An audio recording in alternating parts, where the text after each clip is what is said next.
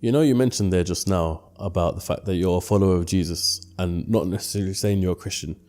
To my understanding, places like Argentina and Brazil have a heavy Christian following, or Catholic. Catholic, yeah. So what is your relationship like with God, if there is one, and all that sort of stuff? You know, the Bible, Jesus said, "You shall know the truth, and the truth shall set you free." It's not you shall believe in something, or you shall believe what a speaker says on a stage, and then you will force yourself to believe that because you have fear of going to hell, and then that will set you free. No, you shall know the truth. So about building a relationship, I mean, only a fool would deny the existence of a creator. And I just happen to align very deeply with Jesus as God, without going into the entire trifecta of how Muslims think about Jesus. Because we can go back and forth on this. It'll be an eternal conversation. Yeah, we can have an argument on the podcast. But I look at Jesus as the most important figure in human history. I align with his values. I align with his principles.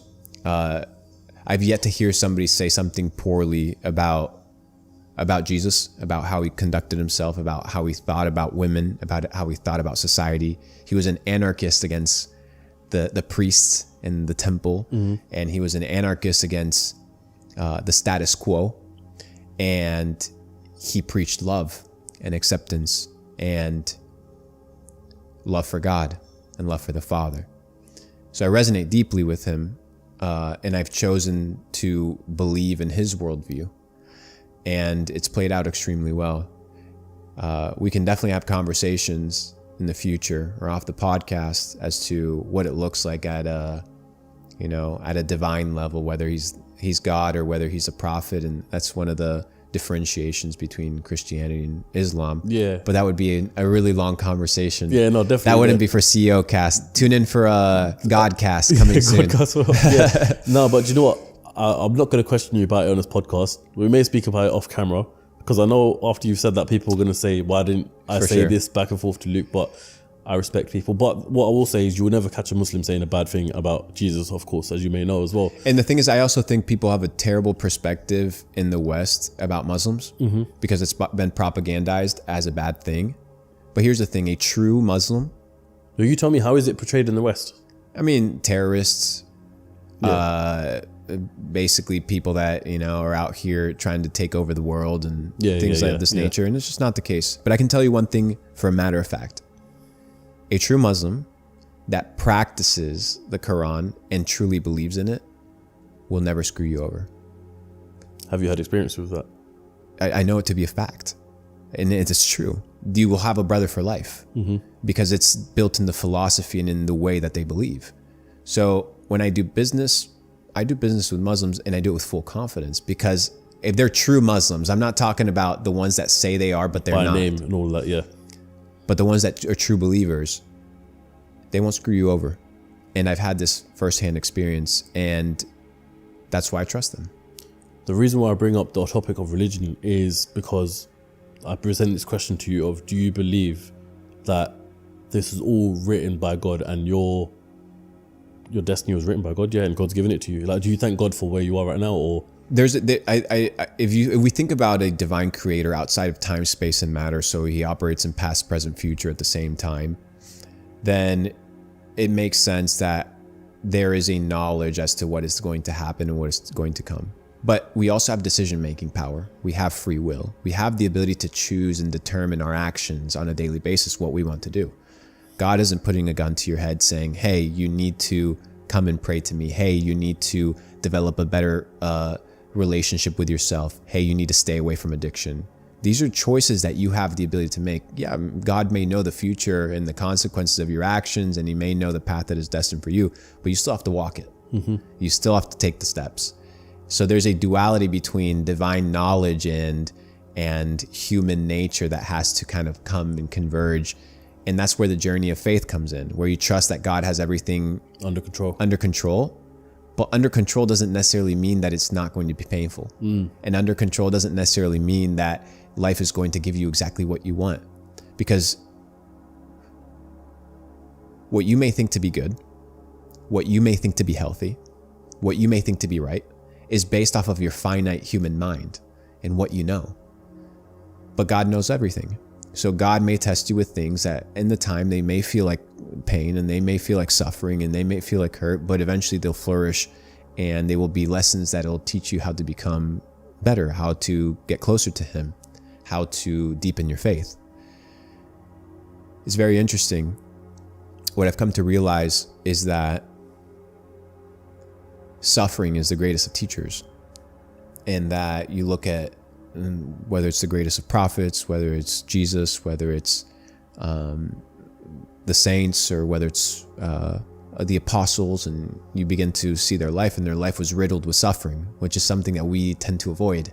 Mm-hmm. But behind suffering is the greatest of lessons, and behind suffering is the biggest growth. And Jesus preaches suffering, and he teaches this life of surrendering earthly desires to achieve a higher level of spirituality and closeness to the Father. So I think, I'm still figuring it out. I'm a work in progress. There's a saying that God says in the Quran, which is, I said it to Andrew as well when I linked up with him back in February, which is, God won't burden a soul with which more than they couldn't handle. There may be something like that in the Quran. There may be something like that in the Bible as well. Say that one more time. The exact quote is, "I will never burden a soul of which it can't handle." So I will never bring pain or agony upon someone knowing that they can't handle it. So, for example, let's just say you take a big L in your life. God already knows you can handle it. That's why the L's there in the first place. It's a test of, as you said, of how you come out of that, how that shapes you. Do you go down the wrong path? Do you go down the right path? And also in Islam, it's a test of, will you stick by God or will you do the wrong thing? Do you know what I mean? I've seen friends around me go broke, and then when they go broke, they turn to drugs or they turn to alcohol, they turn to women and all that sort of stuff. But then I've seen people who go broke, who stay on the path of praying and reading Quran and staying by God, and they're the ones who come out of it. There's a very good book in the Bible. The Bible's comprised of 66 different books. It's the book of Job. And Job is this man that had everything, had all the cattle, all the land, very successful at his time. And the story goes that Satan approaches God and says, "Hey, I see your servant Job, and the reason he serves you is because you've given him everything. Mm-hmm. You've given him all the land, you've given him all the success." And God is interacting with Satan, and he says, "Well, what do you think about my servant Job?" "Well, the reason he has what he has is because you've blessed him." And God says, "Well, okay, we'll take everything away except his life. You have my permission." So he strips him of his family dies, strips him of all his possessions, strips him of his health. And throughout that entire book, all of his friends, his wife comes and they're like, "You should be cursing God because he took everything away from you." He said, "I can't curse God." He stayed faithful to him. In one encounter, he's praying to God and he questions, "Why is this happening to me?" Mm-hmm. And God answers, "Who are you to question me? Am I not the creator of everything?" And in the same way, even though I hope not to live a life where everything is stripped from me, the lesson and the moral of the life of Job is that God will test you with suffering. God will test you with challenges. God will test you with difficulties. God will test you with hard times. But that is when the proof of your faith is manifested. Not when everything is given to you. Not when it's easy. Not when times are simple. But in the challenges, do you curse God or do you bless him for giving you the opportunity to experience these challenges and experiencing difficulties to become better and to get closer to him? And then the story finishes with God blessing Job with more of everything, which is very interesting. And it's a great story. You should read it. The reason why I bring this all up in the first place is because sometimes you hear, people get very, very successful. They get the money, they get the fame, they get the women, they get the cars, they get everything they want. And then somehow in the end, they're still lost. And they feel like a lost cause. They feel like their souls just disappeared. They don't know what to do in life. And the common trait that you find within those group of people is that they're not a man of God. They haven't got something by their side to look forward to outside of this life. So it's good to see that you're a man of God, bro. It's good to see that. It's the assumption that the things of the world are going to satisfy something that is finite, that is something that is infinite. You're an infinite being. You're not bound to this 3-dimensional world. If you're going to try and satisfy your soul with the things of this world, you will always fail. Yeah, if you're going to satisfy it with luxury, bro, what the fuck is luxury? What, a nicer watch, a nicer house, more cars, more houses, better food, more women. None of these things will satisfy. They may make you happy for a short period of time, but the void will still be there, because the void is a spiritual void. It can't be filled by materialistic things in the 3-dimensional world. It doesn't work that way. That is why any person that desires to build success, that desires to build something in this world, needs to understand that you take none of it with you. You don't take the money. You don't take the success. You don't take the accolade. You take nothing. But what you will take was your devotion to God in check. What you will take is how you treated other people. Did you love God more than you love the things that God gave you? And you will be tested with these things. Yeah, of course. But to whom much is given, much is required. So if God's going to give you a lot, he will demand a lot from you. And yeah, I think we're in our way. It's definitely a journey in a path of self-development. So I'm still trying to figure this entire thing out. But do you know what, Luke? Yeah, I actually like you a lot. And the reason for this is because, speaking of these whole worldly desires and things that satisfy you, when I go through your Instagram page, there's not one thing in there, there's not one post that makes me think this guy just wants to show off his money. I don't even think there's a picture of a Lambo or anything on there. Though you can afford all these luxuries, yeah, you got a watch, you like to travel, I see that, but there's no typical thing of when an entrepreneur first gets money, all he does is buy a Lambo, go to Dubai and get an apartment, do this, do that, and the whole lifestyle is on Instagram. You're not like that, and it's a very, very clean image. Why is it that you've kept it like that? Or how have you kept it like that? Because you can afford 10 times more than what any of these fake gurus or people who want to be this guy actually can afford. You know what I mean? Because none of these things make me happy. Simple answer. None of these things satisfy me. What does? You know, how many cars can you sit in? One. Yeah. How many beds can you sleep in? One.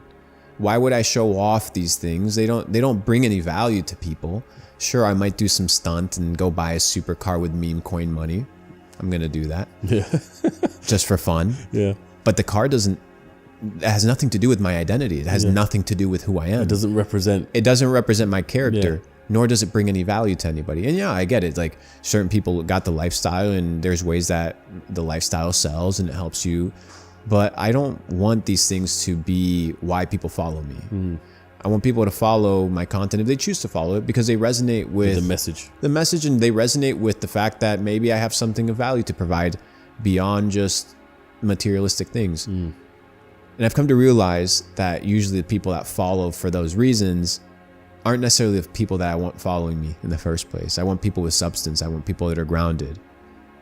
I want people that love their families. I want people that love God. I want people that are focused on purpose and value and providing for others, because these are the things that matter to me. These are the things that have made me happy. You know, I'll go and sponsor orphans in Thailand before I go and spend money on a supercar. That doesn't mean I'm not going to go buy a supercar, but me talking about these things, it brings no value to anybody. It provides no substance to anybody. Now, on the flip side, I understand the business game.